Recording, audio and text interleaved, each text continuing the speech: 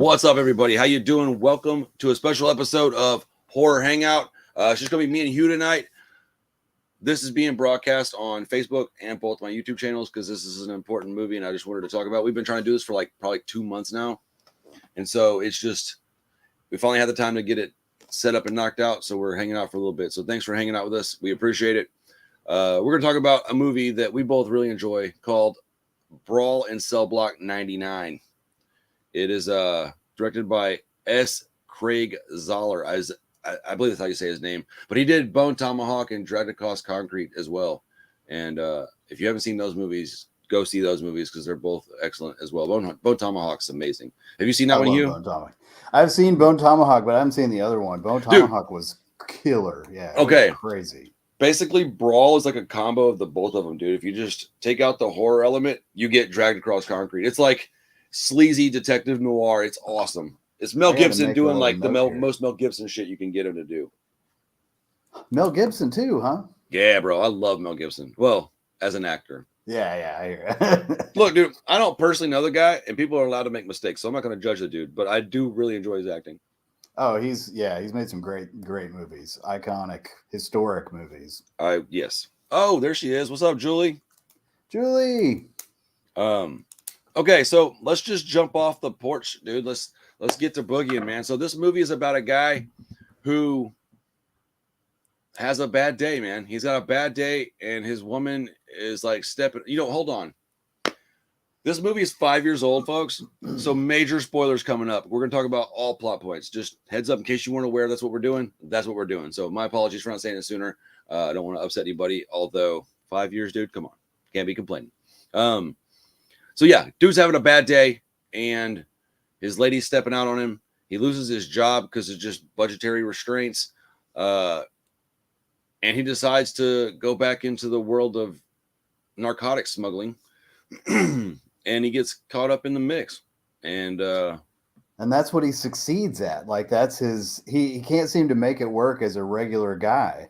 And he swore he'd never go back to the life. And he's just like, I can't do this. Like, he's like, everything's wrong. He's like the best at being a bad dude.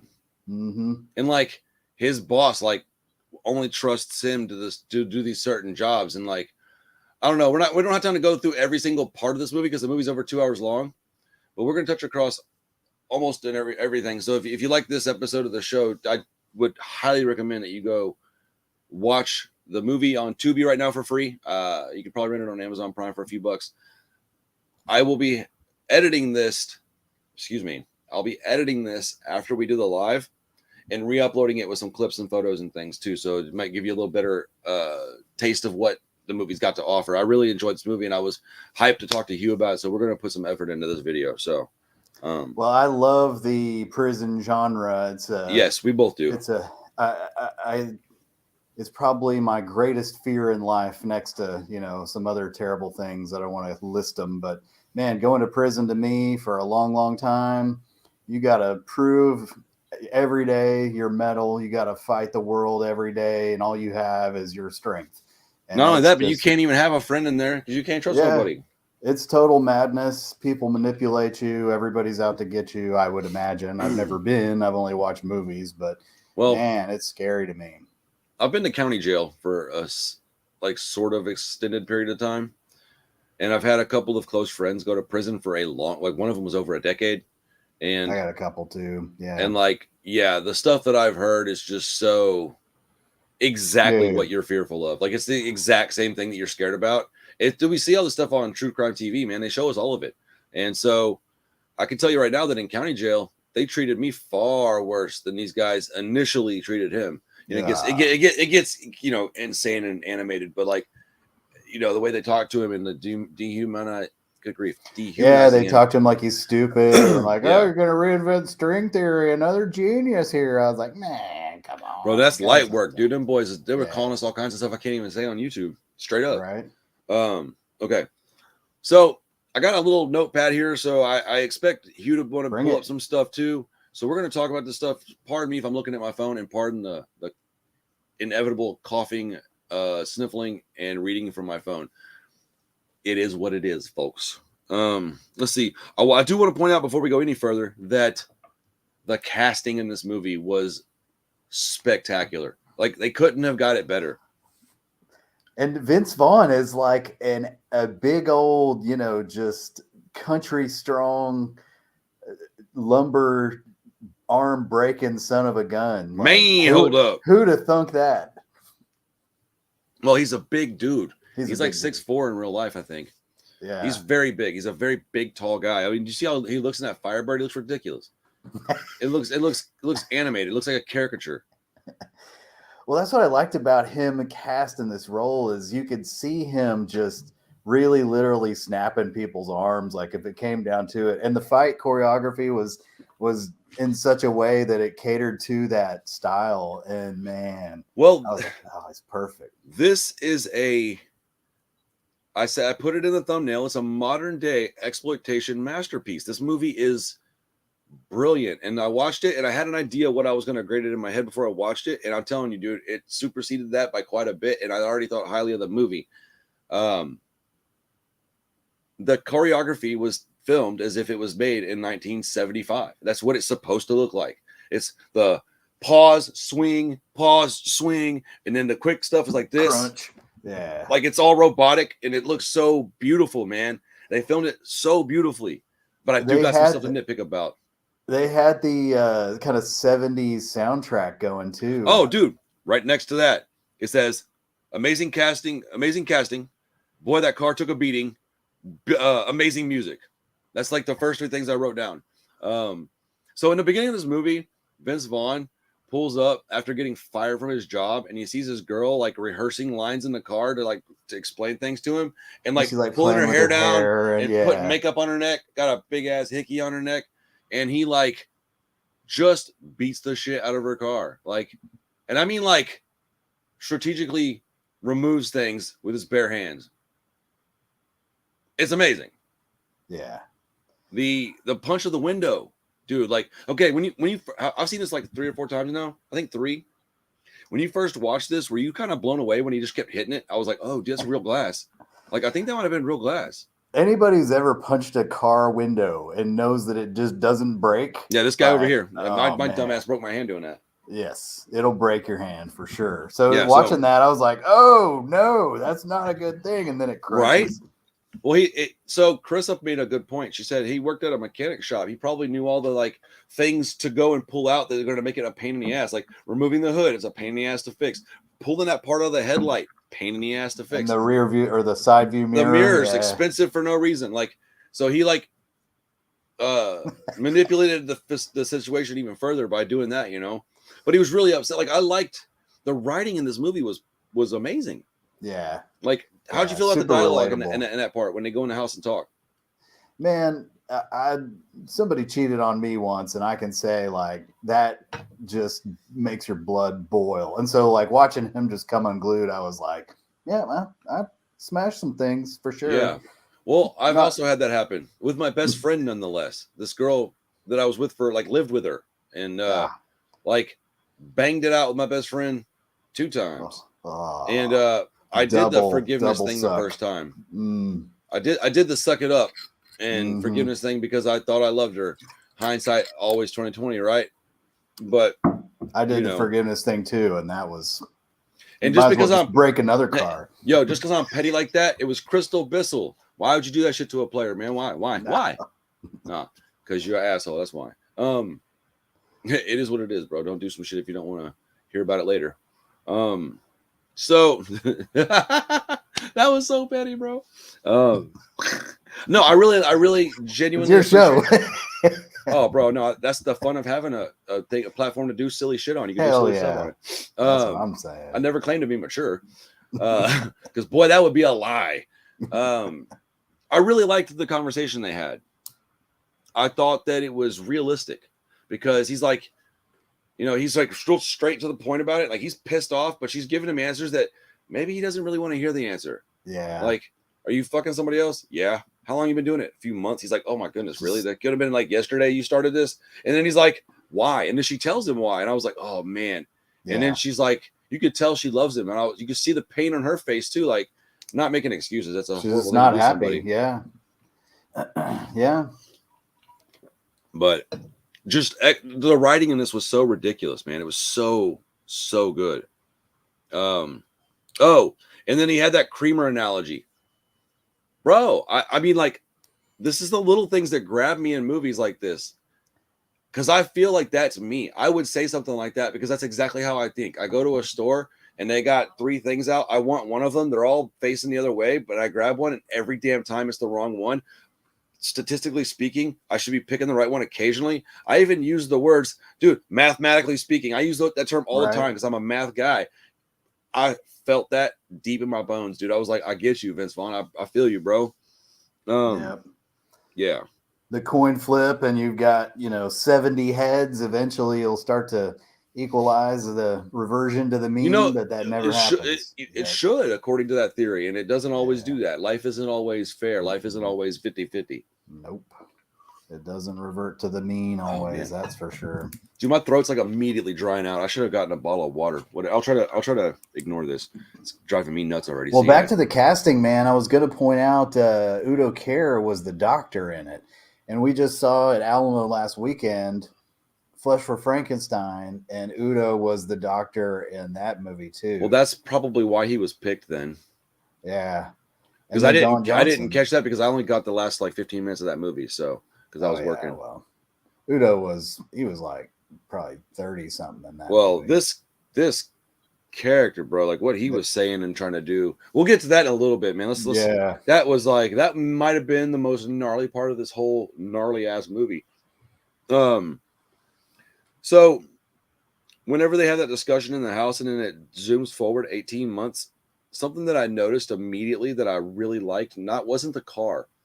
It was his clothes. It was a subtle shift in quality, but it was like the same style. And I was like, hell yeah, this is a guy that likes what he likes, and money won't change him necessarily. And I like the car. I was like, the car's awesome. But I just noticed that like he still looks the same, but it's real obvious those clothes are a lot more expensive. So like if I had a lot of money, I would probably still rock t-shirts and jeans. I would just have better fitting jeans and probably 2 or 3 more pairs of Vans. Like I would just dress the same. And again, Josh always points this out. I notice weird crap. So that's the kind of thing that I really like in a movie is when they make a subtle shift and you're supposed to notice it. And then they didn't go arrows pointing to his clothing. Hey, look, he changed. Yeah. Look. Yeah. Here's the message. Yeah. Mm-hmm. But let's see. I like that too, man. Dude, I wrote down this movie has amazing music a second time. Wow. It does, though. It really does. You're the music guy. What kind of music would you call it? This is all just 70s soul. It's like funk, like 70s. It's all soul music from the 70s. Soul music, yeah. It's the stuff that would have been in an exploitation movie back then. This movie is like plucked from the 70s and just wrapped up in a 17 wrapping paper. Yeah, man. I like music in movies when it's done well because I like music. So just like when I did Blood Relatives with Carissa, I felt so stupid when I figured out who it was because it was so glaringly obvious that it was Screeching Weasel that was playing those songs, but they're like, 25 years older than they were last time I heard them, or not last time I heard them, but last time they put out something that I got and listened to. Yeah. And so like the guy's voice has changed a little bit. So I was like, oh, that sounds familiar. Yeah, no shit. It's a band I've been listening to my whole life. But okay. So, oh man, I wrote down what the detective told him as he left the room really stung. And now I can't remember what it was. Damn it. He was leaving the room. I just saw that part. He was trying to encourage him to speak up. Yeah, to speak up because he fought those guys, and he was like, "Hey, listen, we know you're not a bad dude, and you're just." He's like, "You saved some cops' lives." Mm-hmm. Yeah, but I can't remember the point there. Well, at this point in the video in the future, there will be a clip. Hell yeah! The beauty of editing, right? So let's see here. Oh, dude. And then I like that he was calculated enough to understand that he had a 4 to 5 year crime on his hands so that if he got caught, he's just going to go do his time and then get out. That way he didn't keep his mouth shut. It was all planned. And then they gave him 7 years, bro. And you could just see the guy. He's losing it through this whole movie, dude. This is the best portrayal of somebody going crazy, but not acting on it the whole time and just snapping. I kind of like the conversation that he had with his woman, before that too, because she was like, I'll wait for you, I'll never let this happen again. And he's kind of like, yeah, okay, whatever. Well, no, he had to be like that. He had to show them he was tough. But that was real stuff to me. I didn't like what he was saying to her though. It was fucking bullshit. I've known a lot of people in prison, man. Ain't none of them telling me, "Don't bring my kid up here. They don't want to see me. I don't want them to see me in prison." Fuck out of here, dude. Every You say that day. shit. You say that week 1, dude.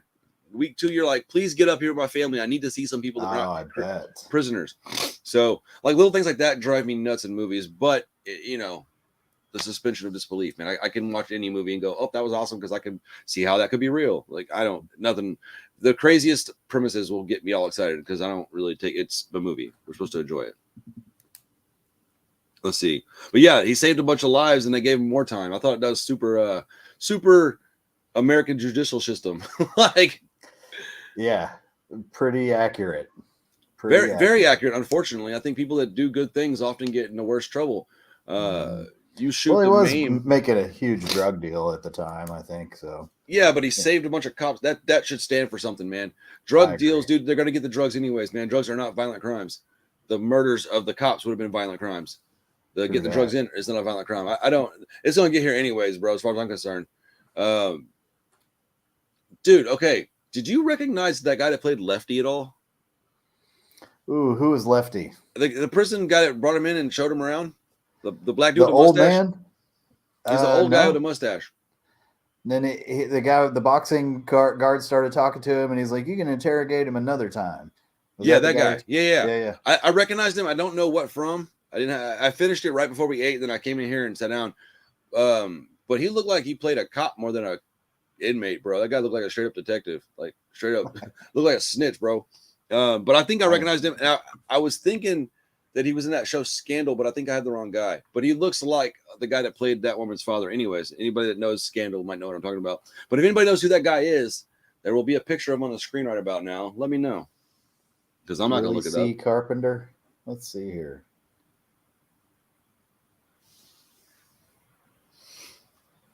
Yeah, he plays a cop in like TV shows and stuff. Men in Black or something. Oh, really? Hard Maybe he just has a Target. familiar face. That Yeah. happens. I mean, that happens a lot. A ton of stuff, a ton of movies. Okay, so he has been in a bunch of stuff. Even then. Okay. recent. Yeah, I guess he's behind the scenes a lot. Well, this is another situation where I'm going to nitpick a small thing that people most likely would not understand why it would make me irritated, but it absolutely does because it's so easy to not do this. But at one point in time, they're walking down the hallway, and Lefty tells him, "You know, if you did something with a kid or a woman, make up a lie right now and stick to it. That shit wouldn't work in prison. Paperwork exists, and they can get their hands on it. I know that for a fact." Yeah. So that kind of irritates me because it's just kind of one of those things that's like cinematic. You could have figured that out real easy by just looking into that, and it's to somebody that knows anything about that stuff. And I'm not even talking about me. I'm talking about, dude, there's 100 prison channels on YouTube, dude. Hundreds and thousands of people watch that stuff all the time. People know about prison, and so I feel like that was dropping the ball because it's such a simple thing that you could have very easily just had it worded a little different, and it would have made a lot of sense, you know. But whatever, whatever. But I also thought that walking down a hallway, I was really perturbed because there was like exposed pipe and stuff everywhere, and I was like, oh, that wouldn't happen in prison because all that shit would be stolen and turned into weapons. So that wouldn't exist, and that is an irritating thing. But this is, again, legitimate just nitpicking because otherwise I don't really find anything about the movie that I don't like. I have to dig kind of hard. Is there anything up to the point where he's getting into the jail cell or the prison initially that you want to talk about? Man, I like the guard. I thought the guard was really trying to be genuinely good to him, like as much as he could be. The boxing guy? Yeah. I thought it was odd. Like when they did the strip search, I wrote down that the two guards were like, all right, take off your clothes. And then they're like, take your shorts off. And they look at each other and they go, that's an A-. And I was like, y'all are talking about sizing him up there, the two of you guys? That's kind of weird. But I didn't even consider that weird when at all. they did the strip search. That would absolutely happen. And that was very realistic. The first time I was in jail, there was a guy I'll never forget this guy. I felt so bad for him. He was a big, heavyset cat, and he had a real short, very thick penis. And they made you stand around about half an hour completely naked. Oh, There's like 30 of us in a room, dude, just standing there with our hands over our crotch. And he got made fun You're of a scarred lot. for life now. You remember? No, I this, just felt dude. bad for the guy, man. He got made fun of a lot, dude, and like by the guards and other inmates who were standing there butt ass naked with him. I'm like, bro, who are you to make fun of this guy? And so that's that whole demeaning your intelligence, demeaning that's your what body, they want you to do. When I was in Harris County Jail, they would turn off the lights at 10 p.m. and turn them back on at 2 a.m. and 4 a.m. and then leave them on for the rest of the day. See, that kind of stuff would make me go insane. They do it on purpose. They want you to have sleep deprivation so you're too tired to start shit. I have to have sleep in the dark and quiet and you wouldn't be able to do county jail. Your ass would end up in solitary confinement. You might get that dark after all. Oh man, I'd probably think that was heaven on earth in there. Yeah, I don't know about that. I don't think that it's, dude. I never want to be in that. That's my worst nightmare. I'm a talker, dude. I'd be like, but let's see. Oh, I like when they ask him about his muscles. They're like, does muscles do anything for you? And he's like, they help me pick up heavy stuff. He's such a like dry smartass in this movie, dude. It's absolutely wonderful. Let's see. Well, that guard gets wrecked up though. That was one of my favorite parts is the throwdown in the hallway with the guard. With the very first one? Yeah. And he snaps that dude's arm and he was like, "Rrr!" I was like, oh. Well, that's when you knew that the movie was fixing to get real violent because I was going to address that in a minute. I'm just hitting bullet points right now. We can talk in more detail after I hit all these points. Let's just do what? I said, you can lead it. That's cool. No, I just want to get through these points before I don't do some of them. I'm halfway through them already.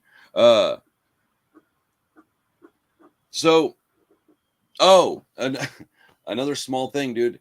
Okay, when he got put in his cell for the first time, and you see a little like glimpse of him being really mad. And he like hits the window, and then he walks over and he hits the wall. We were trying to figure out was that a set that was built or was it bad Foley artist? Because that cement would have sounded flat like that, and it was all doom. And I was it really bothered me. Stupid thing to be bothered by. You got some really detailed stuff here. That's pretty interesting. Well, people don't think I pay attention, but if I write shit down, I could remember things. It's pretty impressive. The threat from that dude that goes and visits him, Udo. Isn't that the doctor? No, it wasn't the doctor. It was that older guy. The doctor was Asian.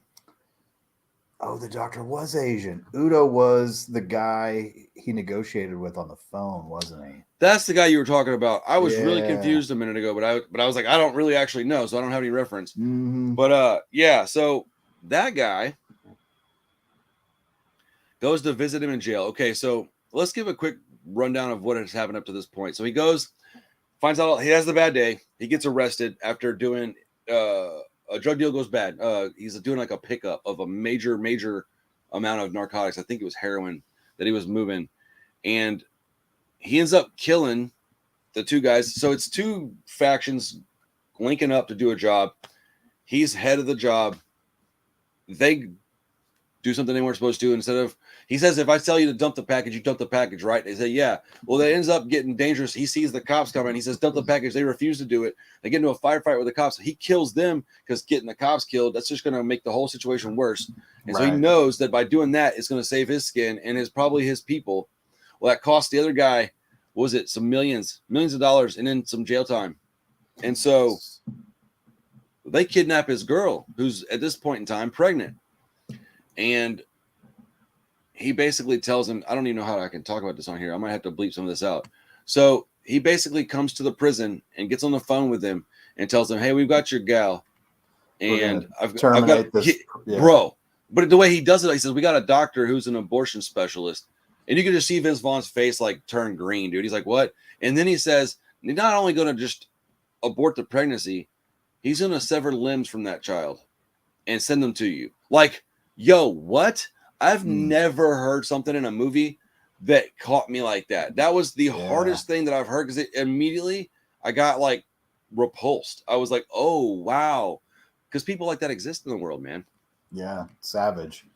Man, I want to point out, though, that his intuition told him that the drug deal was not going to be good from the get-go. When they were introducing the idea and they introduced the people that he was going to travel with, he was like, these are not the dudes. And he told his boss, like, this guy is not the guy. And Well, they he's set like, that "I up don't in the care." very beginning of the movie. Yeah, but I think like his intuition plays a big role. To me, it was like sort of when I feel my intuition and I don't listen to it, and I'm like, I feel like I should do something and I ignore it, and something goes bad every time. And I'm like, man, I Well, should no, have just that's yeah. listened. I mean, his character is like a streetwise guy. He's a really intelligent guy, Mhm. but in the wrong field. And his that part in the movie was set up at the very beginning. Remember what he asked his girl? He's like, "Did you fall off the wagon?" And she says, "Almost." And she says, "Did you?" And he goes, "No." So that's why he knew that guy was a loose cannon, because the guy's an addict. That's the whole reason. They set that up in the first Oh, 5 minutes. And yeah, so yeah, yeah. But when what's up? I just, dude, I'm back to the intuition thing. I'm Yeah, well, kind of when he, I mean, fixating. I act the same way. Like I saw the same thing in that guy. I have a lot in common with this character. I'm not a 6'4" giant or a felon at this point, but like otherwise led a very similar life for quite some time. And I agree with that. Like when I was doing any kind of work of any kind that was suspect at all, the last person I wanted to have around me was a dude with face tattoos or like Yeah. gang bandanas or like extravagant jewelry, and especially not an alcoholic or a drug addict, because then they got to stop and do drugs or drink. And when they're And then their judgment inebriated, is there's impaired. there's no telling what they'll do. They'll do anything Mhm. stupid just by accident sometimes. Right. And so, yeah, he absolutely knew like that guy's using it. I don't want to be around him. And his buddy was like, come on, man, for me, his friend cost him everything. And that often is how it happens, man. Your favorite people will cost you. You hurt the ones you love the most. You know, that's a saying, and that's unfortunately true. We're also there to back everybody up that we love, but like, man, I think when you do the worst things, it always ends up affecting the people that you care the most about. Hell it's very hard to deal with. Yeah. Oh, I also put down so you said you want to talk. I also put down that hallway fight was legendary. Like I was going to talk about that eventually. Yeah. Let's see here. Remember when that cop hit him with a pistol and he like just stood there? He was like, whack! And he just kind of went, I was just like, that's the kind of stuff out these movies that I love, because that is so not realistic at all, but I love it because it's intentionally comical, to where he gets hit with a pistol and that ain't happening, bro. A 4-pound piece of steel hit you in the head, you're gonna move. Yeah, I don't care who you are, but you know you're in deep shit if you hit somebody like that and they just look at you. You're like, that was all I got, bro. I'm done now. You're like, dang, bro, I wish I hadn't done that. I'll run. Time to run. So I wrote down that the way police abuse their power is so dehuman. Good grief! The way that police abuse their power is so dehumanizing and demoralizing, but it's accurately depicted in this movie, kind of not even as bad as real life. I have to repeat that, man. Like, jail is a scary place, and I think that a lot of people want to act hard and be like, yeah, I've been in jail. Bro, anybody that's been in jail that I know has absolutely said they wish they had never been in the lifestyle that got them in trouble, because even though you'll get a certain amount of street cred or respect, or it ain't worth going through what you got to go through just to get into a prison. You get brutalized before you're even in there. You know, I mean, there's a episode of the JRE that he's talking to Bobby Green and his dad. Oh, I saw that too. Who's a white guy, and he got sent to prison for some bullshit. And his story, I'm not gonna try to repeat it because I'll butcher it, but anybody that wants to go listen to a story that'll scare the crap out of you and maybe bring you to tears, man, go pull that one up. It's Joe Rogan Experience, but it's the podcast with Bobby Green, and it's I just like stumbled upon that one day, and really? It was just that one segment, and I was sitting. Oh wow! Like Sunday afternoon, I was chilling on my couch, and I watched that. I was like, "Oh my god!" And that's a heavy thing to hear all of a sudden on Sunday afternoon. Yeah, I watched it again one time, and I was like, "Dude, that's exactly why." His whole big fight sequence, and apparently he's an MMA guy, and took out the key holder. He's Bobby Green's like coach and dad, dude, and like. I watched it because of Bobby Green. I had no idea that story was going to even be on there because I didn't know his dad was there.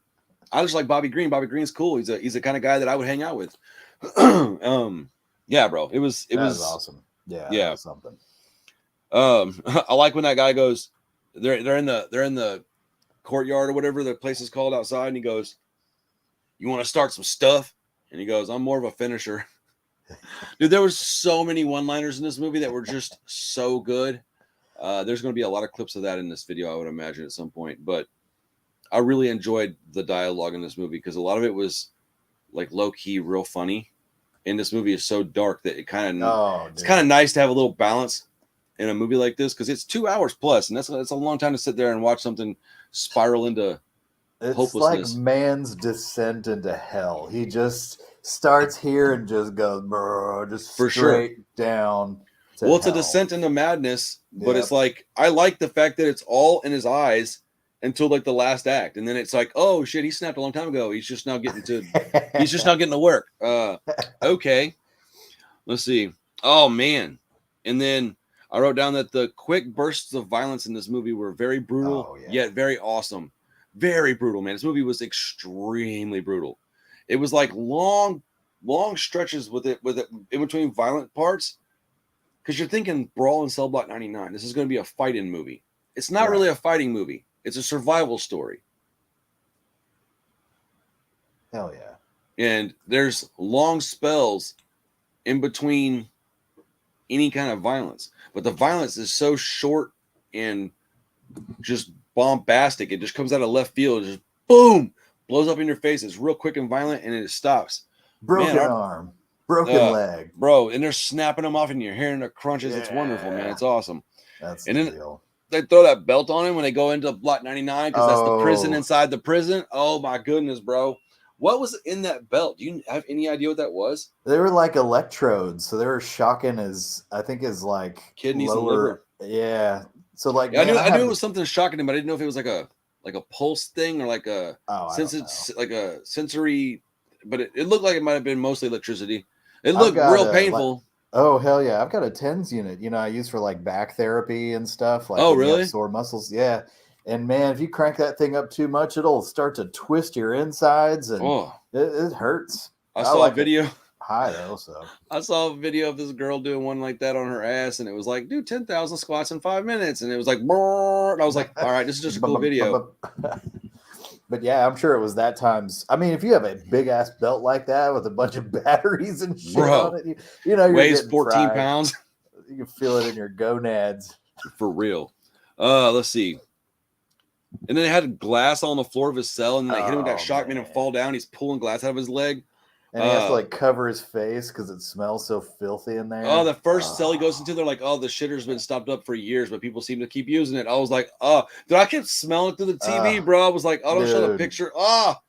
It was rough. I thought they did. I love that they can bring a smell through the TV, like with just the story element. Yeah, I love it too. Sometimes I love it, but sometimes I can't stand it. But man, like if you could smell the putrid or whatever, it'll make you sick.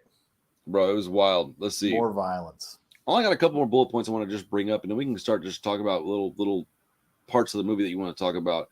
I like when he's fighting that dude in the back room and he steps on his face and then drags it across the floor, and it just shows like part of his skull. Super ridiculous, and just it's one of those things that I like. That's what I want. I mean, I want that in my movies, man. It sounds like a pipe dragging across a piece of concrete or something. Like, yeah, bro, this might be a perfect movie for me. Everything about it is stuff I like. The acting was awesome. The dialogue was awesome. The music was awesome. The content was great. The dialogue was, the writing was great. There's stuff that maybe Josh could pick out that he didn't like about it technically, but I wouldn't even know what that stuff was. Hello? Man, it's my top 3 prison movies of all time, I'd say, for sure. Oh, I would say that. I made a list of prison movies here, so once we get down to it. I'm almost finished with this part. So dude. So I just want to go over a couple more lines that I couldn't not bring them up. He's got the guy on the floor, and he's like, got the phone out, and he goes, he's not going to listen to you. He goes, that's okay. You're going to be the one making all the noise. I was like, let's go. Just, dude, if you can scare somebody with words, bro, you're doing something good. Especially if you're scaring that kind of guy with words, because that's a dangerous guy. That was the ultimate revenge crescendo, because I couldn't really see how he was going to get out of it. I'm like, all right, he's got these operator dudes going to kill his wife and kid. They're going to make a whole thing of it. Yeah. He's in prison. How the hell is he going to fix this? Oh, dude, his fix was definitely, it was a fix, all right. And then That one guy just looks at him dead in the face and says, "Talk correct or get raped." What?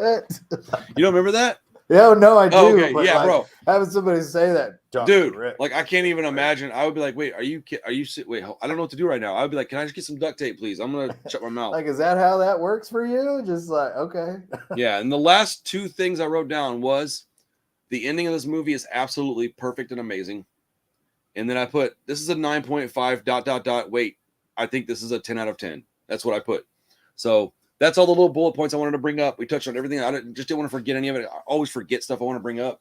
No, that was great. So are there any parts of the movie that were specifically, I don't know, entertaining or gut-wrenching? Or is there anything that impacted you? I just love the fight stuff, man. I love the fight scenes so much. I mean, the bone crunching, the ultra violence. I know we covered it a couple times, but yeah, I think that's what makes this movie iconic is just, you know, you got a prison movie and there's a couple like really crazy things happen, like an American Me, or, you know, there's always like that one crazy thing that you remember in a prison movie. But I feel like this one has like 6 of those. Where you're like, oh, dude, even the ending is like that because the ending is so bananas. You're like, wow, I knew it was going to be pretty rough. I didn't know it was going to be like that. Stomping people's heads in, and then the chick gets to shoot the doctor, and I was like, oh yes. I like when they ask him what he's doing to that guy, and he's like, I'm executing so and so, and he's like kicking his head off. I'm like, yo, I mean, it's just like come on, dude. And Don Johnson was pretty cool in it too. I you know, as the prison warden guy, I would not trifle with that dude at all. Like, no. No, somebody that wears those kind of clothes, he looks like a douche, man. I'm not pissing that guy off. He loves that whole power trip. Like he goes home at night and spanks it to like, oh, I just made that guy miserable today. Yeah, dude. I mean, I don't think he waits till he gets home, buddy. I think he's hitting the men's room and just oh. Yo, I was at HEB one time and I was taking a leak. And I'm pretty positive that the guy in the stall that was closed, like the closed stall, was definitely jerking his gherkin, bro. Like that dude was getting it in on his lunch break or something, bro. I'm like peeing, and it just had that unmistakable sound of like flesh hitting flesh, but like trying to be quiet. And I was like, I almost went, bruh, but I was like giggling because I'm a child, and so I'm like trying to hold my mouth shut while I'm trying to piss. And you know, I'm not. And you're standing there, and he's still carrying on. Like it's bro. Only dudes will do that shit. You know, I don't know that he even knew I was in there, to be quite honest, because I don't pee in the water. I pee against the wall so it doesn't splash because I think it's disgusting. Silent. It's not silent, but it's pretty quiet, I guess. But yeah, bro, I should have because that noise was disturbing. You made me think of something. I have a buddy who just got out of lockup. He spent 3 years in prison, and he was saying the fellow that I met. Yeah. He was saying that the whole time you pee, you have to flush the toilet because nobody wants to hear your pee hit the water. Mm-hmm. It's like an offense if somebody hears you take a leak. So you have to flush the toilet the whole time you're peeing. So I asked my buddy who did, I think a total of almost 18 years. Like, no, bro, like that's long time. That's life-changing. Oh, I mean, it always is. Man, maybe it was like 15 years. It was a long time. Like it was so long that like, you're not the same. When he got out, I had like, when he went in, I was knee deep in a real bad heroin addiction. When he got out, I had like a 7-year-old.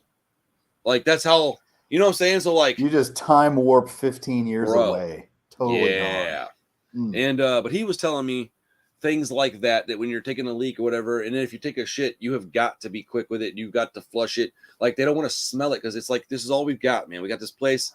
And so, like, you have to like hang your bed sheet up or your curtain up around you somehow so that nobody sees you. If you want privacy, you have to do that. Yes, they have all open door stalls. I've been in jail enough to know that it's horrendous to take a shit in there. And you eat enough food, you're gonna take a shit. So, it's rough, man. It's very embarrassing to be in prison, man, or jail. I've never been to prison. I've been in jail. So, but the things that they come up with in jail that mean respect or disrespect is kind of wild, bro. They have to come up with their own laws, dude, because like that's your whole world in there, man. Your whole world is like a couple of square miles. And there's only so many things you can control, and you know, sounds and things like that, or some of those, I guess. I mean, look at what they do with like phone time in there. It's like currency, dude. Like stamps, they're actual money, and like it's just wild, dude. Trading smokes and stuff. Yeah, man. Dude, one time I was, I think, 19, and I was in county jail, and I was in a room. I had been processed in. At this point, I'm in like jumpsuit, orange, says Harris County on the back. I think it says Harris County inmate, and we're sitting around, and I'm counting people because I saw a big sign on the door that said maximum occupancy, like 72 or something like that. But all I remember about it is that when I counted, it was like 15 higher than that. We were cramped, dude. It was people everywhere. We're sleeping on the floor. They gave us an option. You can have a pillow, a mat, or a blanket. You can only have one of the three. So I picked a blanket because I knew it would be a big-ass wool blanket, and I was right. It was a big-ass wool blanket, so I was able to fold it up. I could lay on it. I could lay under it. I could use it as a head thing. But one time, I missed the count. Like the thing where they said go out, and that is real, dude. They ring that thing, you get your ass up and you get out there and they do a head count. And if you're late for it, there's gonna be consequences. And so I fell asleep. I rolled up in the blanket and fell asleep in the middle of the day because there's nothing to do. We're just sitting there. Yeah. And they came in for head count and I didn't get up. And nobody woke me up, bro. And like at this point, no. I've been there like a week already. I had made like acquaintances. Like somebody could have been like, yo, white boy, get up, you know? And all I remember was coming to because I was moving. 2 guards came in and picked it up by the ends and literally unraveled it. And I came flying out of it and like fucked up my shoulder hitting the concrete. And then they berated me for like 5-10 minutes, called me a bunch of slurs that I can't repeat. And man, I'm surprised they didn't have like the horns going. There's an escape like that, dude. I got 2 more quick things I'll tell you about that trip, that specific visit in jail. Oh, it's crazy. So that same day, there was like 85, 90 of us in there. They came in with this big ass trash bag, and they were like, "Lunchtime, boys," or whatever. And they emptied it on the floor, and they walked out. What it was Ziploc bags, and in the Ziploc bags,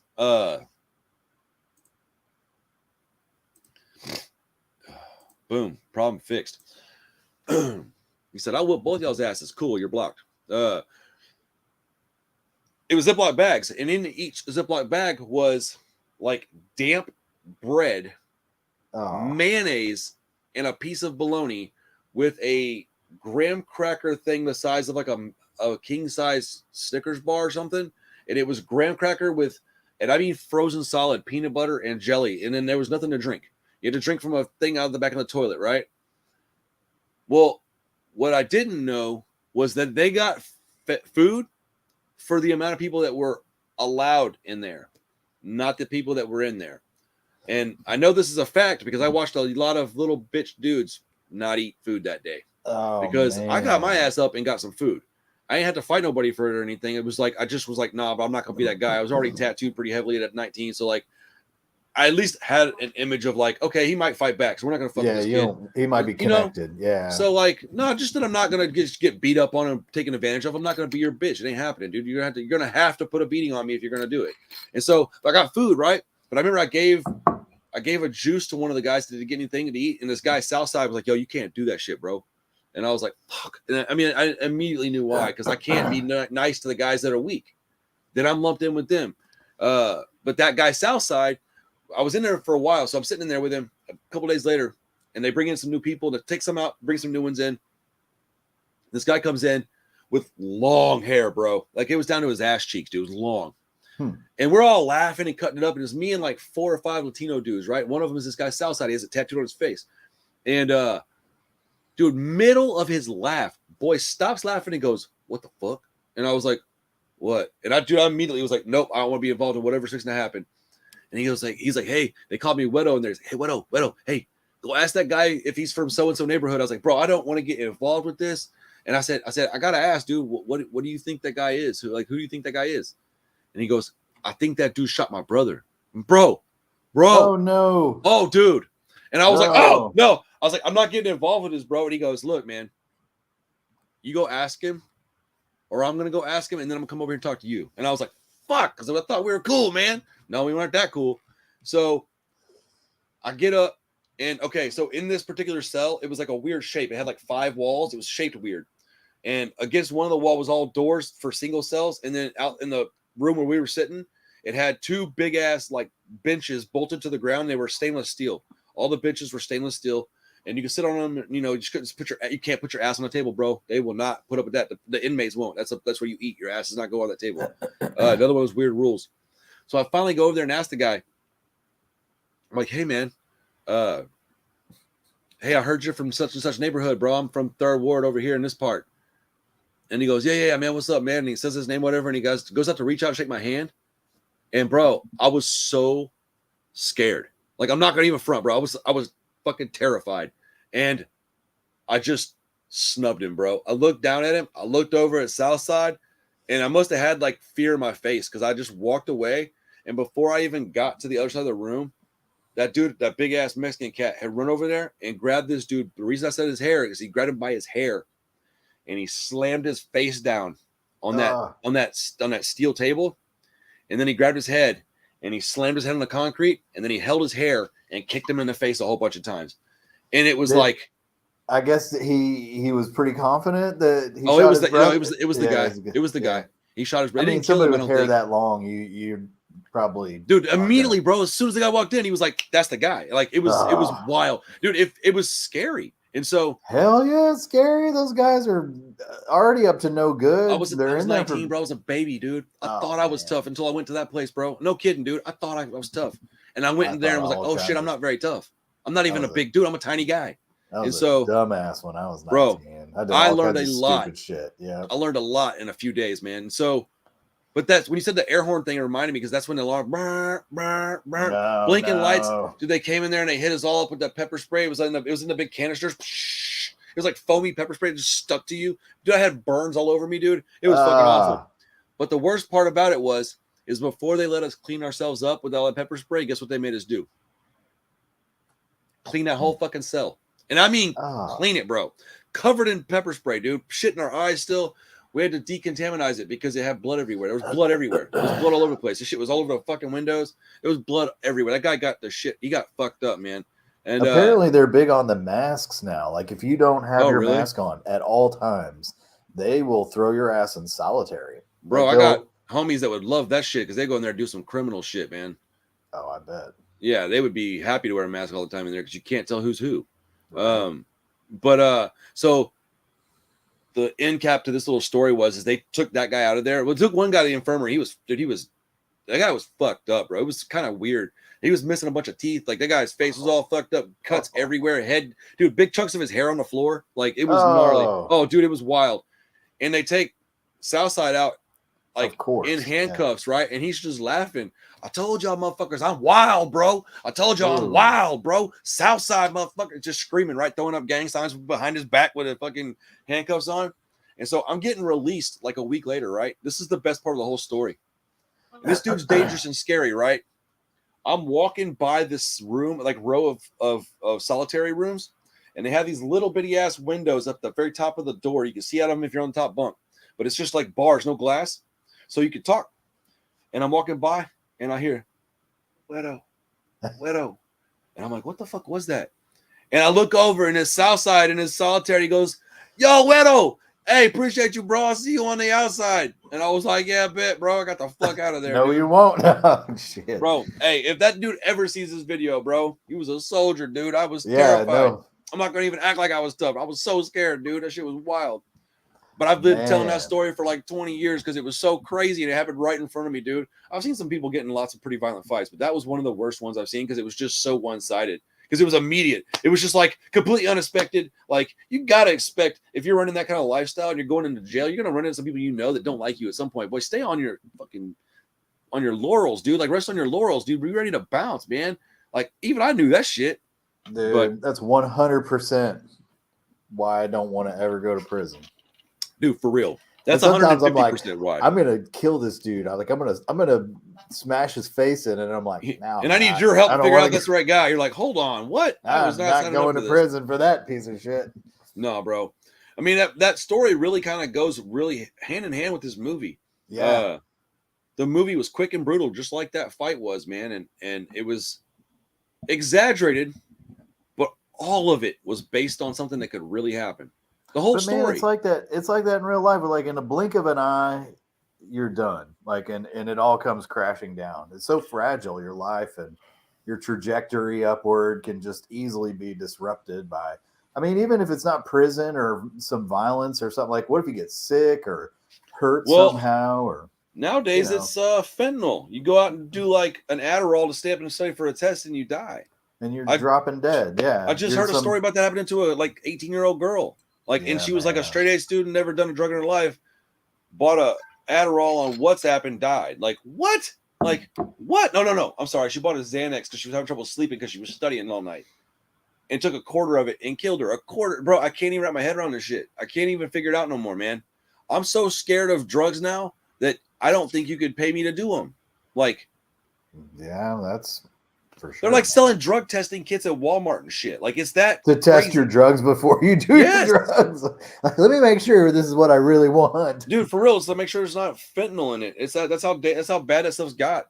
But like, that's wild. Yeah, your life is precious, man. Like, you've only got one of them, and we're halfway through them, man. We're 40s. We're not 20s anymore. And I tell people all the time, man, my time is more valuable than my money, dude. If you want money from me, ask for it. If you want my time, it better be important. You better be my friend. It better be something that I love. I spend a lot of time at my house with my kids, and I don't ever plan on changing that. I literally had to tell, dude, I told boss man at Alamo, I said, I can't do 4 days a week no more, man. And they took care of me. My schedule this week's on point, bro. I got 2 days. It's in the front. I'm good. Oh, man, that's awesome. And I got Friday off this week. I'll probably have Friday next week. So I have Friday off this week. Yeah, it's a good, dude. I'm happy, man. It's turning out to be a good thing that I was, stood up for myself and that I was patient with it, though. Like, because I almost quit a couple times because I was just getting so, what's it called? Like, disappointed, disheartened. I was just like, oh, man. It just didn't feel like you were really giving it 100% effort, too. I feel like every time I talk to you, we're not bullshitting around. You weren't being a lazy ass. You were like really hustling and really trying to prove to them that you were worth the investment. And man, I was really hoping to bust through the freaking sound barrier with that. The funny thing in this whole scenario and this whole like situation is that like my whole life I've always considered myself a pretty hard worker. But I can totally, like, just knowing you, 4 months, 5 months, 6 months, I've known you, something like, man, I'm like, that dude hustles his ass off. But I didn't mean to cut you off. No, it's all right, dude. I've been known as a hustler my whole life, dude. If I was doing something illegal, I was doing it hard. I was working hard. But they called me, dude, when I was out in Third Ward, they called me early bird, bro, because I got up before everybody else. And I was done through a 100-pack before people were even waking up, bro. I was already rolling in dough before most of my buddies were even up. And I'm not a morning person. You know I hate that shit. So I just made myself get up. I didn't go to bed any earlier. I just went to bed, slept 4 hours. But the hustle's out there and it gets you up. Dude, if you want to make money, there's ways to do it, man. I am living proof of that. Now, I got some other shit happening right now. I didn't even tell you about it because you were so stressed out about your shit that I didn't want to post in your lap. Bro, dude, they're talking about what's it called when they garnishing my wages now, bro. I'll tell you about it later, man. It's a whole thing. It's nonsense, bro. I think I have a solution for the problem, but I got to really put my best foot forward and get this figured out. But I always thought I was a hard worker, man, and I still believe that I was. But I look back on, because I haven't worked for anybody since I've been sober. I've been working for myself. So this is the first job that I've been to where I clocked in and worked for somebody since I've been sober. And there's a massive difference in like my efficiency, and my priorities are different because I'm not concerned about taking my medicine. I'm just there to work and get paid. And I'm thinking like, dude, if I was this guy 15 years ago, I think I would probably be a district manager at HEB right now, because I was already on my way to management and I was a full-blown heroin addict. Like, damn, bro, if I'd had the clarity, but I mean, also I don't want that life. I can totally relate to that, man. I drank and drank for years. I haven't had a drink now for coming up on, I want to say 9 years. I don't keep track because I don't. Dude, we're really close. Mine's 9.5.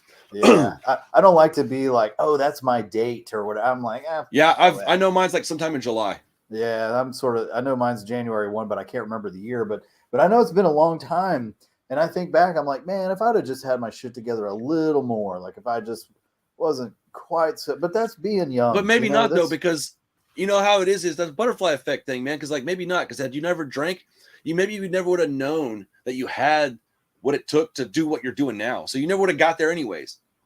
Man, that's a really interesting way of looking at it, actually. Pardon me, I'm so sorry, guys. I don't think I've ever really considered that. Bro, I come off like a goober sometimes, but if you get me talking, bro, I got No, some you deep can shit hit up in my brain. You I hit got me with layers. some philosophy here and there. Yeah, man. Yeah, I'm very happy, like happy. Even with the like debt we've got and stuff, like everything else is good, man. Like if Dude, my biggest problem is the money shit, I don't even care. Like I'll figure it out.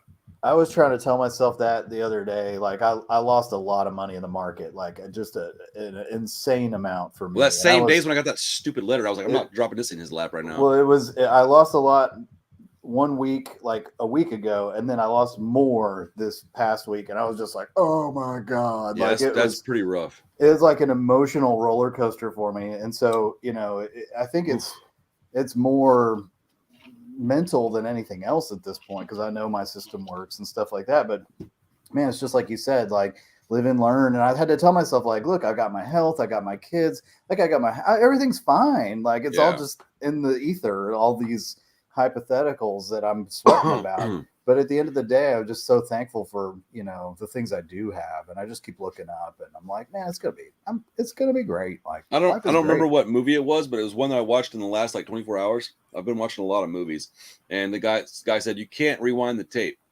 And he's like, you can't think about that shit. You just got to keep it. You got to keep recording, man. You can't rewind the tape. And I was like, yeah, I'm a tape guy. So that was like, yo, what? When I first started trying to get sober, somebody told me that. He was like, you got to play the tape all the way through. And he was like, and you could never go back. And I was like, oh. Yeah, it's an enlightening like revelation to be told and to like really get it and be like, oh shit. Because dude, I'll tell these kids on Instagram, I'm like, dude, look, you're 16, man. You don't even understand the concept of what it's going to be like in just 10 more years. Like, right. Because they're like, dude, they tell me like, hey, would you review my song? And I'm like, yeah, it's $50. And they're like, what? Why would I pay you for that? I'm like, first off, promotion's never free. What's up, Josh? How you doing, man? Hey, man. I'm like, promotion's never been free.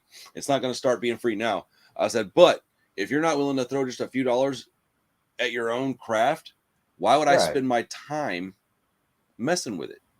And they're like, I don't really understand why that's a big deal. You don't seem like you're that busy. And I'm like, oh, I'm very busy, my friend. It's the Kool-Aid, giving the kid the Kool-Aid in the prison. That's what that shit is like, here you go. I'm going to support your weakness here. I'm going to support and I was just like, bro, I'm not going to waste my time on something you can easily recoup $50. I can't recoup an hour of my time. So what's to say I don't listen to this and I just absolutely hate it? And then I got to put up a video of me hating something? No, dude, I don't want to do that. Like I just and then in 10 years, what are you and I going to look like? What are we going to be? Uglier and fatter. What's up, dude? How goes it, man? I'm going to be worse off, dude. I'm telling you. I started watching these podcasts. It's like, I got to do something with my lighting. I got to fix this shit. I'm looking around. You should see my videos from like even 6 months ago. They look horrible. Oh, dude.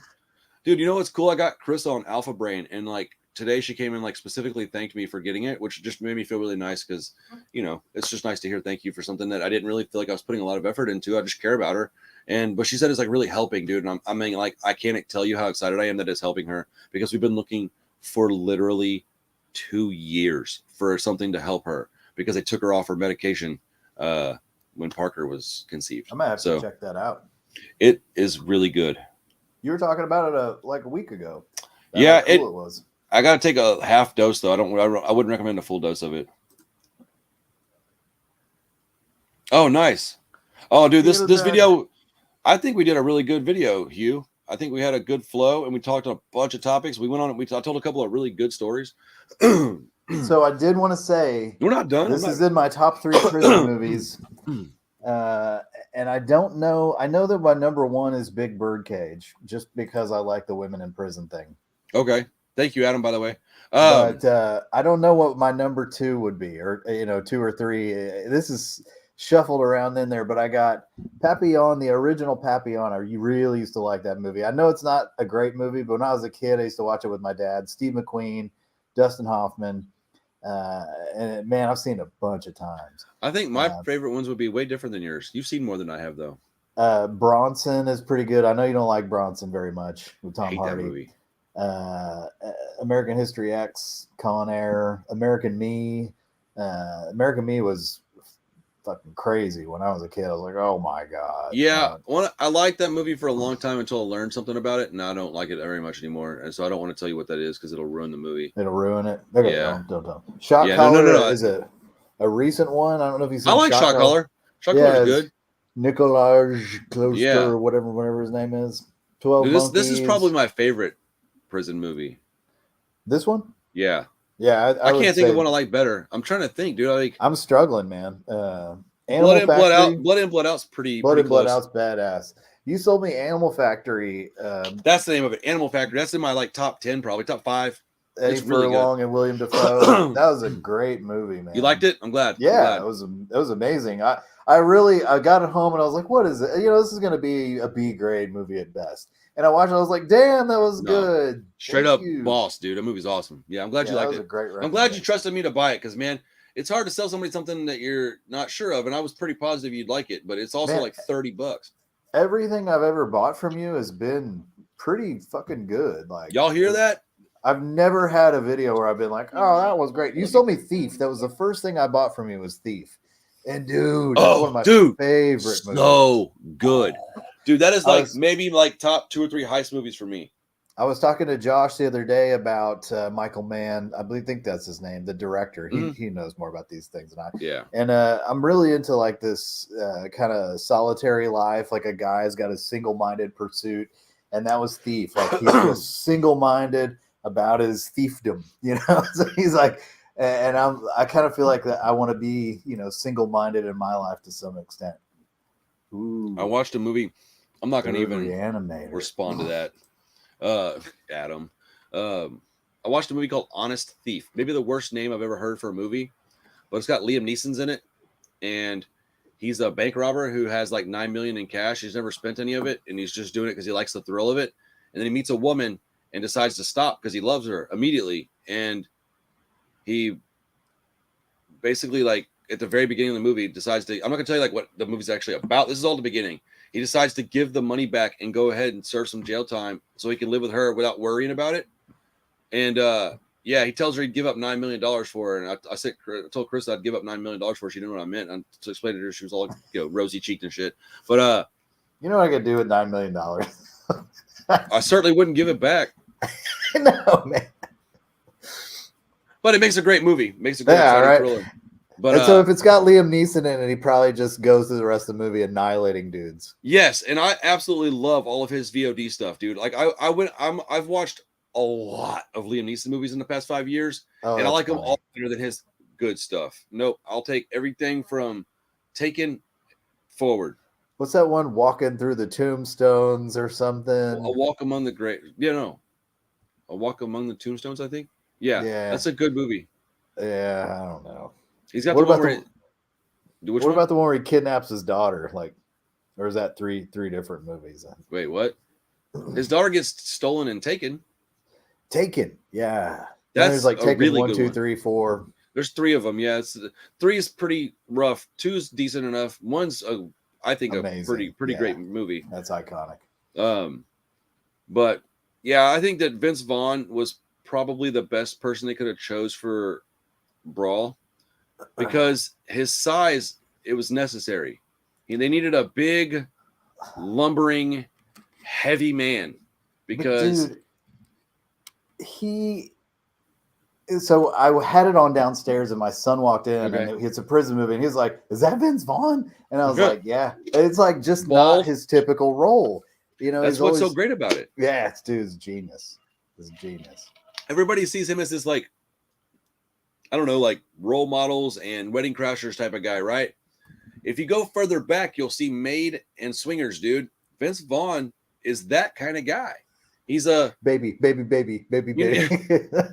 like, and he's got more range than people think about because they don't think of him with these serious roles. I mean, he even did a Psycho remake. I didn't really care for it, but he was a good actor in it. Hell yeah, man. Yeah, Vince Vaughn's fire. But also the girl, what is her name from Dexter? Yeah. Just an absolute perfect, like skinny, frail, ex-addict type in recovery, almost kind of white trashy. But still real sweet and no, dude, want to stick up for. Yeah. Perfect casting, dude. Like it was it was so great. Like those two needed to be the leads in this movie. Yeah, man, I really, really love this movie. The guy that made it, though, man, Bone Tomahawk, Dragged Across Concrete, like legitimate, excellent A+ movies. Like this dude is awesome. So Bone Tomahawk really surprised me too, man. I watched it and I was like, this Also is going very to be violent. a B grade kind of, you know, this is going to be all right. And I saw it and I was like, damn, that was really good. Dodgeball. If you can dodge a wrench, you can dodge a ball. Blam. Dodgeball is Vince Vaughn. Yeah. But yeah, Bone Tomahawk was it was actually kind of a creepy movie. I like Western horror movies. Those are some of my favorites. Hell yeah. There's one called A Pale Door. So good. Spiritual horror, yeah. Hell yeah, dude. Is there anything else you want to talk about with BRAWL? I'm good. Well, how do you feel about this movie as a whole? Like, what's your grade on it? I love it. I think, let me see what I put it on Letterboxd. I watched it a couple months ago. Dude, I'm going fucking 10, man. 10 out of 10. I want to say it was either 4.5 or 5 stars. Let's see here. I don't want to. Yeah, I gave it 4 stars. I think I undercut it. Man, I just can't get into the Letterboxd thing. I wish I had the time and the thought to do it. I like the app, okay? I just don't have time. Yeah, no, I would say I think this is a banger. I mean, it's as far as prison movies are concerned, it's perfect. I never really thought about it as an exploitation movie. I don't know why. Oh, really? That's the first thing I thought. The moment I watched it, I was like, oh, dude, that's a great exploitation movie. I think I never really watched it seriously and like took notes and prepared for something like this. And then I watched it this afternoon and I was like, oh, I love this soundtrack. I was noticing little things. And now I really see the exploitation side of it, man. All the stuff that you're talking about is the stuff that I liked it on the very first watch, because that's the stuff that I generally like kind of zoom in on, is the music, the dialogue, the weird little crap that I can't help but notice. Like, I'm a quirky dude, and I just happen to it really falls easily into my lap to notice these things. And so yeah, you noticed a lot of things though, like a lot of things I would have very much overlooked, the very detailed things. I think I'm going to recant the 10 because there's a couple things that I did nitpick on. I'm going to go 9.5, but I'm going to say that, but I'm going to say generously, like a 9.5 to the fullest. And if you have an argument, you're entitled to an opinion, and I won't say you're wrong, but I'll just, No, I totally agree. Yeah, I don't think I'm going to argue with somebody about it, but like this movie is almost perfect. And it's real small technical things, like a thing that they could have said different, or the thing on the wall in the hallway. I just thought that was easily fixed and unnecessary to leave in there because it's so inaccurate that people that are from that life are going to be like, oh, come on. And it's going to perturb some people. So those things. Oh, what is papillon? What is that? Papillon. Oh, Papillon. I don't know what that is. That's the Steve McQueen, Dustin Hoffman I was talking about. Oh, that's the one you were talking about earlier. Man, I'm tripping, dude. It's like in the 1970s. It's an older movie, and it is a little slow. Like I watched it, and I watched the remake with who's that dude, that blonde-headed guy who was in Green Street Hooligans that your wife's in love with? Oh yeah, that guy. Yeah. He's Papillon in the new one, and he just, I don't know, man. It's not Steve McQueen, but no, he's definitely it's all not right. Steve McQueen. It's something Jax that I Teller. What's his decom name? Yeah. Whatever. He's awesome. I like that guy. Yeah, I do too, man. He's the deal. He's a handsome bastard, man. Screw that guy. You good looking, accent having bastard, taking my lady from me. I'll take that beating, sir. You're going to give it out. Charlie Hunnam. That's what it is, Charlie Hunnam. Thank you. Yeah, that guy's awesome. Also, shout out to Ron Perlman for also being awesome. Sons of Anarchy fame. He gives me hope as kind of an ugly dude. Jesus Louises, bro. All right, man. Excuse me for coughing in the mic all night. Hey guys, give me like a week. I'll have this edited up and I'll put it out proper. But we had a good time hanging out, man. It's been fun hanging out. I'm glad we got to do this, Hugh. It was kind of a bummer not seeing you earlier in the week, so I'm glad we got to hang out for a little bit. Thanks for making time, bro. We can do this anytime you want to, man. This is my like true passion. So yeah, I got for anybody's curious, in the next week or so, I should have Steven Sheed back on, and we're doing Basket Case and All Hallows Eve together, and he's never seen either of them, so it's gonna be awesome, man. Dude, I love having Steven and Carissa on because they don't watch horror movies, and so it's just so much more fun getting their points of view because it's never what I think. It's always different from mine, and I love that because it makes for a much more entertaining conversation. And Carissa is slowly getting kind of addicted to doing this with me. We like to hang out. It's like something we can do together, and it's pretty nice to have me and my final girl becoming something that's going to actually have episodes coming regularly. So, and it's my favorite name I've ever come up with for a show too. So, Anyways, thank you guys for hanging out, man. If you like the video, please let us know. Hit that thumbs up, comment in this jank, and you better hit that subscribe button, man. Why we got 75% of our viewers not subscribed? That don't make no damn sense. It's free. Help me out. Help me. Help you be entertained. All right, guys. Cool, man. All right. Have a good night. Peace.